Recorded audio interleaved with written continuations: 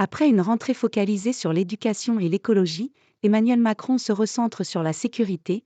Le chef de l'État va dévoiler lundi, à l'occasion d'un déplacement dans le Lot-et-Garonne, les sites d'implantation de 200 nouvelles brigades de gendarmerie, une promesse de campagne de 2022. Très attendue par les territoires concernés, des zones rurales ou périurbaines, la liste est restée jalousement gardée et ne devrait être divulguée par le chef de l'État qu'en milieu d'après-midi. Avant cela, Emmanuel Macron doit inaugurer une nouvelle caserne de gendarmerie à Tonneins, Lot-et-Garonne, accompagné du directeur général de la gendarmerie Christian Rodriguez et du ministre de l'Intérieur Gérald Darmanin.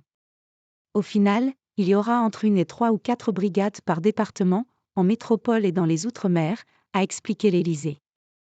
Il s'agit de répondre à l'attente très forte d'une proximité de la police et la gendarmerie et de renforcer le maillage territorial de l'État. Certaines brigades seront fixes, dotées d'une dizaine de gendarmes, mais la majorité seront mobiles, avec environ 6 militaires.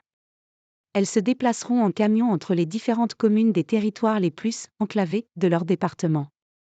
Les premières seront installées dès novembre et leur création doit s'étaler jusqu'en 2027. Effort historique.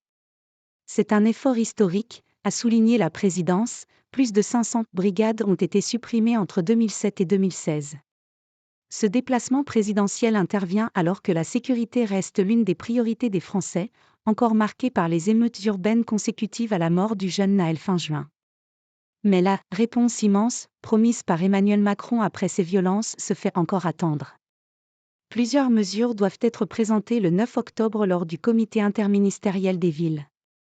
Avec ces nouvelles brigades, ce sera 2000 gendarmes de plus dans nos campagnes, s'était félicité Gérald Darmanin au printemps dernier, en précisant que les membres de ces brigades étaient d'ores et déjà recrutés.